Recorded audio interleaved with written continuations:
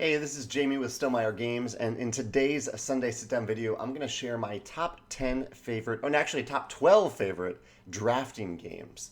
A drafting game, and actually I'm going to jump right into the top 12 list after I give this quick preamble. I'll do a little design discussion after the top 12 list, so in case you want to stick around for that, I'm going to talk about game design and what I think about drafting from a design perspective. But just to clarify what drafting is, there are two types of drafting that I'm aware of. One is where you have a hand or a bag of something, some collection of something in your private possession that you are selecting from and then passing that to another player. That's one form. The other form is a public draft where you have a bunch of stuff on the table, and at certain points in the game you say, okay, we're going to take turns selecting from that area. As a group. So I'm going to select something, then you are, and so on from that public pool of things. I want to differentiate this from games where there's like a card river, where one of the things that I could do on my turn is maybe take a card, like in Stone Age, there's that card river, where I could take or pay for a card in that card river. That I don't think is drafting. It's semantics, it doesn't really matter, but I think that's a little bit different than us saying, okay, now is the time where we're all going to draft something from the game. So I've specified that's like the type of thing that I'm looking for in this list. I've also probably forgotten some obvious things. The list on Board Game Geek for this mechanism wasn't as robust as I thought it would be. I thought there would be a lot more drafting games. So I'm probably going to miss some things. Some honorable mentions real quick. Castle Dice, an older dice drafting game. Chocolate Factory, which I recently played. Settlers of Catan even has a positional draft at the beginning of the game.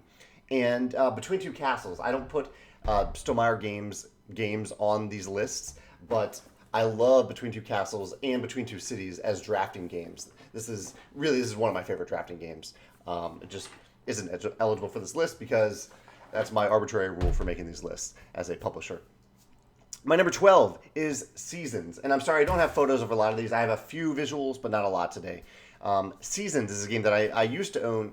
I really enjoyed Seasons at 2 players. It is a dice drafting game, and the unique thing that Seasons did that I really, really liked, other than just being beautiful, the big chunky dice that you're throwing and rolling, and the beautiful art on the cards, is that every round there's going to be one die left over, and that die determines how far you're going to move on the time track, how far you're going to progress through the seasons. So I really like this idea, and this will show up in one of the other drafting games as well, that what you don't take is almost just as important as what you do take. What's like left over for all players at the end of the round is really important too. And actually, as I'm saying that, I'm remembering that Cosmic Run Rapid Fire is also a drafting game. I didn't think about that, but that definitely is a drafting game as well. And that uses that same mechanism. The die that's left over is meaningful in Cosmic Run Rapid Fire. That's number 12, Seasons. Number 11 is Pioneer Days, another dice drafting game. While these are at the bottom of the list, I love that there are these games with a public pool of dice that you're drafting from. And I bet there's some that I'm forgetting on this list that you can mention in the comments, where there's a public pool of dice, and at a certain point during the round, during the game, all players are going to take turns selecting dice from that round, from that area. Pioneer Days does this again with really colorful, beautiful dice. It's just a game that I enjoy. That's why it's my number 11. My number 10 favorite drafting game is a game called Big Monster. This is a game that I only played once, but I did a video about it showing how I was really excited about it because it did something really, really cool in that you didn't draft when you finished drafting, you didn't pass to a specific player. Rather, you passed your hand of tiles to anyone at the table who hadn't already been passed a hand of tiles. I thought this was brilliant. It really mixed up the traditional drafting theme of like passing left or passing right, because it gave you a certain amount of control over who was getting. Well, it did give you control over who was getting what you had left over. So maybe the player on your left would really benefit from getting like a red tile that you had left in hand, but the player across the table doesn't. They don't benefit from it. So you want to try to select quickly enough so you can get that player your hand, because there is a little bit of a real-time element to Big Monster, and that if someone else has already been passed a hand of tiles, you need to choose someone else to pass to. Really, really cool drafting mechanism in Big Monster. That's my number 10. My number 9 is Inish, I-N-I-S. I think it's Inish. I think that's the correct way to pronounce it. Inish does something really, really cool with drafting, which is that you can all cards that you've drafted that round are eligible to be passed, basically. So say I have 4 cards in hand. I pick one, I put it down, and then I pass you 3 cards. I am also passed 3 cards. I need to only pass 2 cards the next time I pass cards, but they could be any 2 cards, including the card that I've already selected. So it gives you a lot of flexibility during the round. So even if you've chosen some cards that don't fit well with the new hand of cards that you've received, you can switch them out and do something even better than you had originally planned to do. So I really like that flexibility added into the draft of Inish, and that's why it is my number 9 favorite drafting game. My number 8 is Blood Rage. Blood Rage is one of these drafting games where you are, including like Inish, where you are drafting some things and then doing something with those things. And I think Blood Rage, I think this is just really, really brilliant about Blood Rage. I love the combat system in Blood Rage. It's a diceless combat system. It uses cards. But the cards aren't entirely secret because you are drafting them at the beginning of every round. So you are gaining information about what other players are gaining in terms of those cards that could impact combat. So I know that if I pass you a really great combat card, I know I might want to stay away from you in combat. Or if I do enter combat against you, I know that you could have selected that card in the draft and you might play it against me. It gives me just a little extra level of information and agency going into a combat system for that following round. That just adds, I just really, really love that you have that little bit of information going into combat. And not all the cards are for combat. There are some cards that just help you score points. There's some cards that help you score points even if you lose combat. Those are like the low-key cards in the games. Those are really cool. But I love that information that you're gaining for combat through the draft in Blood Rage, my number 8 favorite drafting game. My number 7, what is my number 7 here? Number 7 is Bunny Kingdom. I mentioned Bunny Kingdom recently on my set collection video as well. Bunny Kingdom is, a big part of it is a drafting game where you get a big hand of cards. I believe it's 10 cards. And the twist in Bunny Kingdom is you aren't just selecting one card, you're selecting 2 cards. And you get to play both of those cards. So you're selecting 2 cards from that hand, which is also very satisfying that you're not just choosing one and then hoping to get what you need next. You can choose 2 that work together right away. You can create a combo at that moment. In Bunny Kingdom. So I really like that you get this big hand of cards and you get to select 2 of them every time you select cards in Bunny Kingdom, my number 7 favorite drafting game. My number 6 is one of the games that I do have finally, Sushi Go. Here's Sushi Go. Sushi Go is a drafting game. I have both the original version and the party version. I found that one of my favorite things about this as a drafting game is that it is so simple to teach and get to the table, particularly the original version, because the cards are already set. You just shuffle them up and you just play. It's very easy to teach, and it's so streamlined. It is drafting distilled down to its basics, and that's why Sushi Go is my number 6 favorite drafting game. Number 5 is Seven Wonders. Seven Wonders is now like the classic drafting game. And I love the sense of progression. I love that you feel like you're building this civilization that has all these different resources and these specialties and cards are building off one another. I love in Seven Wonders that you can use the resources of your neighbors. And I like the Seven Wonders is simultaneous. It's a simultaneous draft, so it plays, no matter the player count, you are playing in pretty much the same amount of time. Seven Wonders, number 5. Wonderful, wonderful drafting game. My number 4 is...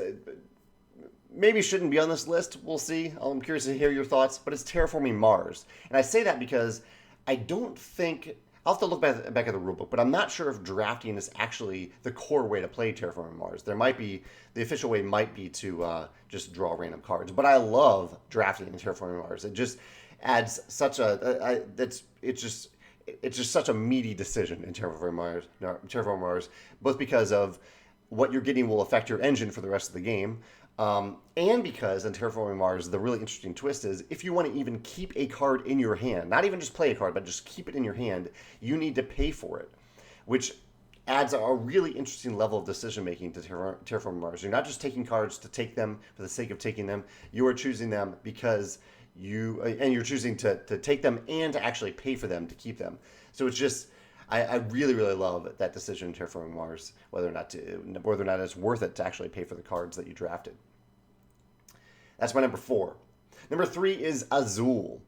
Azul is one of these public drafting games where you are selecting tiles from a pool in pretty much the entire game. This is the entire game. You're drafting from a pool of tiles. Same with the other players. And the thing I really love about Azul, similar to one of the other games that I previously mentioned, is that when you select some tiles, so they're all groupings of 4 tiles. When you select one of those tiles or those tokens, those little Bakelite tokens, you select all that are the same in that little grouping, but all that aren't the same go to the middle pool of tiles or tokens. And so what you take gives other players something to take later, or might give you something to take later. So I really like this element in Azul of what you are taking leaves something behind and impacts what other players can take. That's Azul, my number 3 favorite drafting game.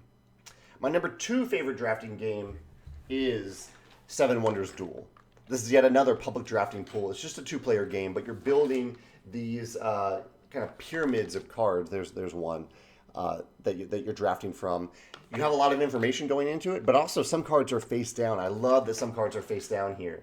And so every time I make a decision in the game to select one of those cards, to select a card, I am deciding not just what am I leaving you to select, but am I going to select a card that reveals information to you, that gives more information to you. That's a pretty powerful and interesting choice to make in Seven Wonders Duel. I really, really love that. That's why it's my number 2 favorite drafting game.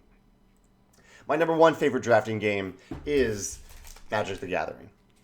There is nothing for me that compares to the experience of opening up these Magic packs in a draft and drafting. And it's unlike anything else in tabletop gaming, in my opinion.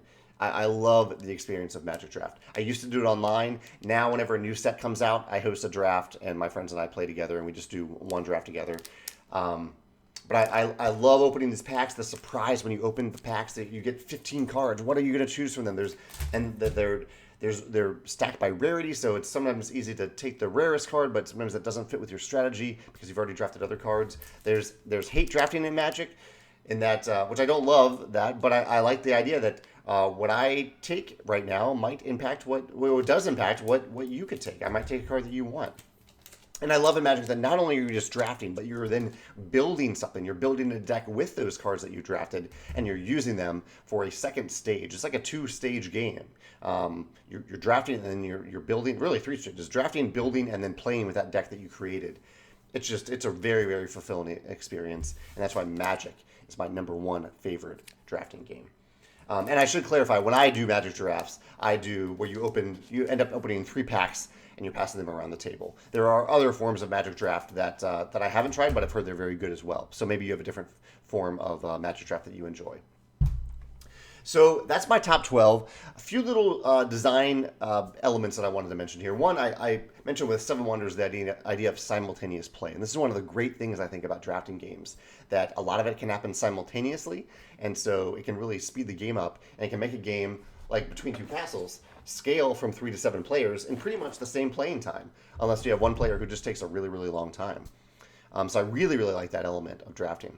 I like the form of interaction that comes from drafting, whether it's private or public drafting, because yes, you are taking things away from other players, but they're not things that those players already had. Like, that's the type of things that I don't like in games. I don't like to destroy something that you built or take away something that you actually worked on. Rather, we're influencing each other's decisions by selecting things from that private or that public pool. I really like that form of player interaction. Also, one thing I should say is that I don't think drafting always elevates a game. I think it's a great mechanism. But, for example, some people draft in Wingspan. They draft their starting hand. But we considered that for Wingspan. But the downside for that, I prefer the normal setup that we recommend in Wingspan, because the downside, it just may go against the designer's intention. I think we picked a better way to start a game of Wingspan.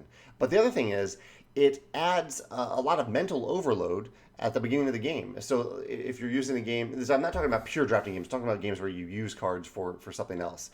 Even in Terraforming Mars, like the first time someone plays Terraforming Mars, I don't think you would want to ask them to draft those cards. They don't really understand how to play yet. They don't understand the value proposition of those cards. And so even Seven Wonders, I think, can be a little bit daunting for new players, because they're faced with all these cards, and right off the bat, they have this decision to make, and they don't really know what they're doing with it. So I think I try to keep that in mind with when I design games. I know it adds an interesting decision to the game for experienced gamers, but for new gamers, a draft at the beginning of a game can be a bit intimidating because they don't know what or why they're drafting. So I think that's something I try to keep in mind as a designer, and I recommend that to you too. If you love drafting, keep in mind that not everyone is playing that game not everyone is experienced at playing that game. It might not be it might be their first time, and they may not know what to take as well as you know what to take. Yeah, I think that's it. I'd love to hear your thoughts about the pros and cons of drafting, what you like, what you dislike, any games that maybe you've added drafting to, even though it wasn't recommended. And of course, I'd love to hear your favorite drafting games in the comments as well. All right, thanks.